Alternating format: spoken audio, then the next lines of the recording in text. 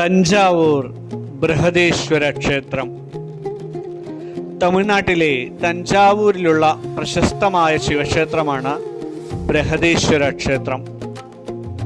തഞ്ചാവൂർ പെരിയ കോവിൽ എന്നും ഇത് അറിയപ്പെടുന്നു. യുനെസ്കോയുടെ ലോക പൈതൃക പട്ടികയിൽ ഉൾപ്പെട്ടിട്ടുള്ള ഈ ക്ഷേത്രം ചോള വാസ്തുവിദ്യയുടെ വിസ്മയമാണ്. തമിഴ്നാട്ടിലെ തഞ്ചാവൂർ നഗരത്തിന്റെ ഹൃദയഭാഗത്താണ് ഈ ക്ഷേത്രം സ്ഥിതി ചെയ്യുന്നത്. കാവേരി നദിയുടെ തീരത്തുള്ള ഈ ക്ഷേത്ര സമുച്ചയം തഞ്ചാവൂർ റെയിൽവേ സ്റ്റേഷനിൽ നിന്നും ഏകദേശം 2 കിലോമീറ്റർ മാത്രം അകലെയാണ്. ചോള രാജവംശത്തിലെ ഏറ്റവും പ്രമുഖനായ രാജാവായിരുന്ന രാജരാജ ചോളൻ ഒന്നാമനാണ് ഈ ക്ഷേത്രം നിർമ്മിച്ചത്. AD 1003 നിർമ്മാണം ആരംഭിച്ച് AD 1010 പൂർത്തിയാവുകയുണ്ടായി. ഇതിൻ്റെ നിർമ്മാണ വൈദഗ്ധ്യം കാരണം ഈ ക്ഷേത്രം രാജരാജേശ്വരം എന്നും അറിയപ്പെടുന്നു. ക്ഷേത്ര ഗോപുരത്തിന് മുകളിലുള്ള കുംഭം അഥവാ മകുടം ഏകദേശം 80 ടൺ ഭാരമുള്ള ഒറ്റക്കല്ലിൽ നിർമ്മിച്ചതാണ്.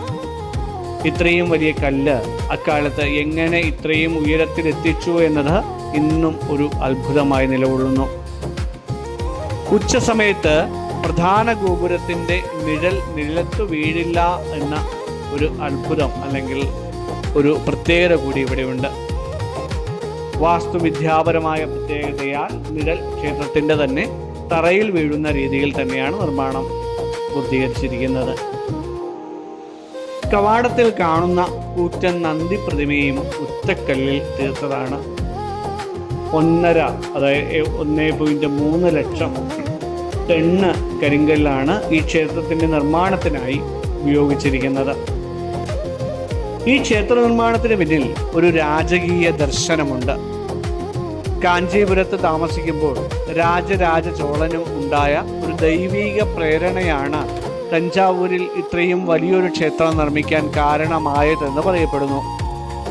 തൻ്റെ സാമ്രാജ്യത്തിൻ്റെ പ്രതാപത്തിന് അനുയോജ്യമായ രീതിയിൽ ദക്ഷിണമേരു, അതായത് തെക്കിൻ്റെ മഹാമേരു പർവ്വതം പോലെ ഒരു ക്ഷേത്രം അദ്ദേഹം വിഭാവനം ചെയ്തു.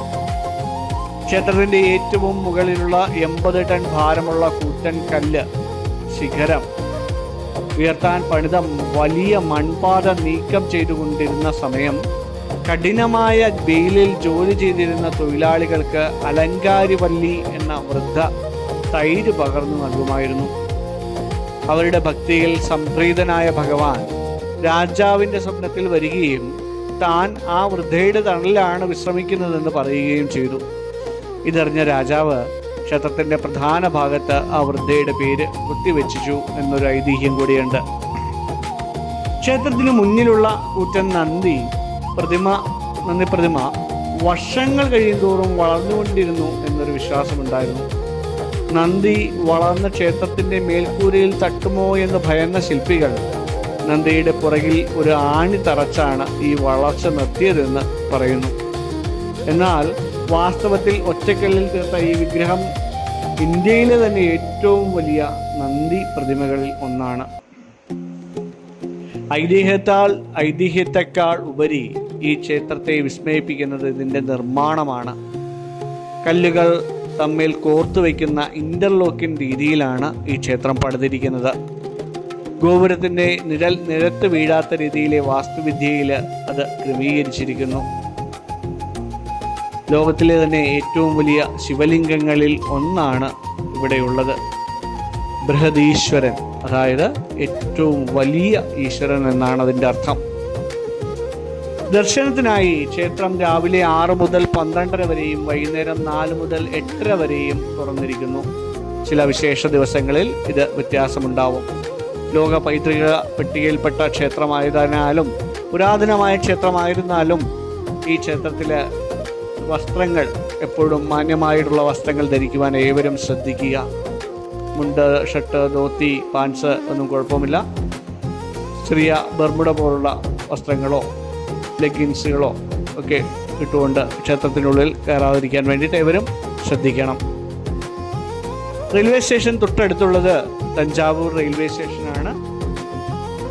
റോഡ് വഴി കോയമ്പത്തൂർ വഴിയോ കാർ മാർഗമോ കോയമ്പത്തൂരിലേക്ക് നമുക്ക് അല്ലെങ്കിൽ തഞ്ചാവൂരിലേക്ക് നമുക്ക് എത്തിച്ചേരാം. തഞ്ചാവൂർ സിറ്റിയിൽ തന്നെയാണ് ഈ ക്ഷേത്രം സ്ഥിതി ചെയ്യുന്നത്.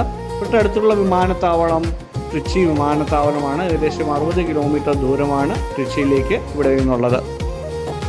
സാധനാപദത്തിനൊപ്പം നമുക്ക് പോകാം ഏറ്റവും പ്രശസ്തമായിട്ടുള്ള തഞ്ചാവൂർ ബൃഹദേശ്വര ക്ഷേത്രത്തിലേക്ക്.